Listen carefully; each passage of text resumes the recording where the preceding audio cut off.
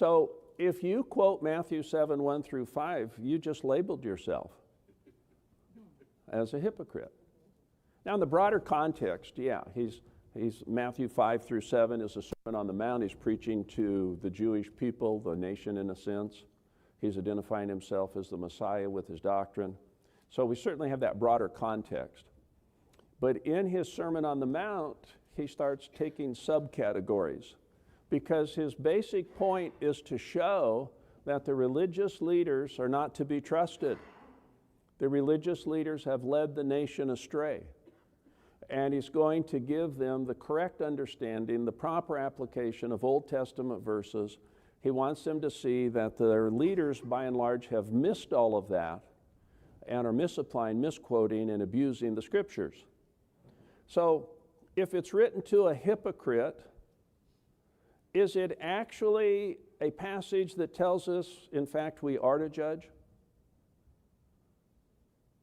No, because if we are not hypocrites, then this passage is not speaking directly to us. Okay, well, if you're not a hypocrite, then yeah, it wouldn't apply. So what is the instruction that he's giving to a hypocrite? Well, in verse 1, don't judge.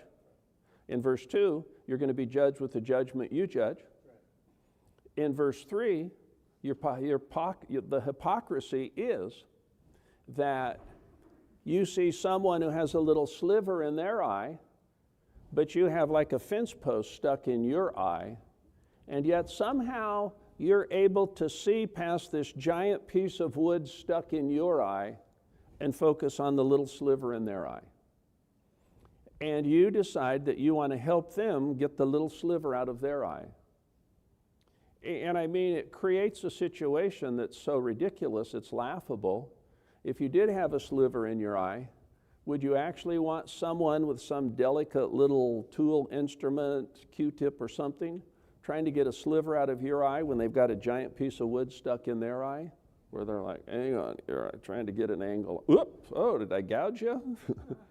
I mean, it paints a picture that'd be ridiculous.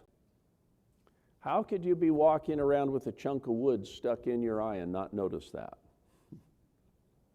I mean, people would walk up to you and go, wow, that's a huge chunk of wood stuck in your eye. Are you going to do something about that?